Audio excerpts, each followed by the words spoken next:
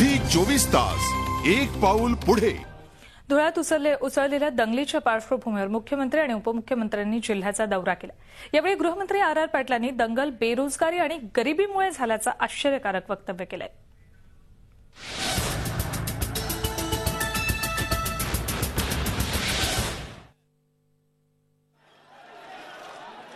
धुळ्यात झालेल्या दंगलीत दुखावलेल्यांचं सांत्वन करण्यासाठी मुख्यमंत्री पृथ्वीराज चव्हाण आणि गृहमंत्री आर पाटील यांनी धुळे जिल्हा दौरा केला आणि हिंसाचाराची माहिती घेतली। यावेळी पोलीस प्रशासनाच्या बाजूने आणि विरोधात निवेदनाचा अक्षरशः पाऊस पडला। मात्र यावेळी पोलीस प्रशासनाच्या ढिसाळ नियोजनामुळे अनेक पीडितांना कैफियतच मुख्यमंत्र्यांपुढे मांडता आली नाही। या बैठकीत मुख्यमंत्र्यांनी दंगलीची न्यायालयीन चौकशी करणार असल्याचं म्हटलंय। पीडितांच्या कुटुंबियांना मदतीची घोषणाही केली। या सर्व प्रकाराची न्यायालयीन चौकशी करण्याचा निर्णय शासकीय आदेश आहे। त्याप्रमाणे मृत परिवारांना 5 लाख रुपये प्रत्येकाची मदत करण्यात येईल।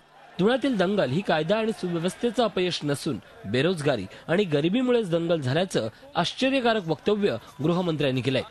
जाण्यासारखं काहीच नसतं, त्यावेळी लोक कुठल्याही धाडसाला तयार होतात। म्हणून तरुणांच्यासाठी सुद्धा मला एखादा ऍक्शन प्लॅन भविष्यामध्ये हातामध्ये घ्यावा लागेल, पोलिसांशी संपर्क ठेवण्याच्या दृष्टीने आणि त्यांना रोजगार देण्याच्या बाबतीमध्ये सुद्धा। मुख्यमंत्री आणि गृहमंत्र्यांनी या घटनेची सखोल चौकशी करून दोषींवर कारवाईचं आश्वासन दिलं असलं तरी नेमकी कधी कारवाई होणार असा प्रश्नच आहे। झी 24 ताससाठी प्रशांत परदेशी, धुळे।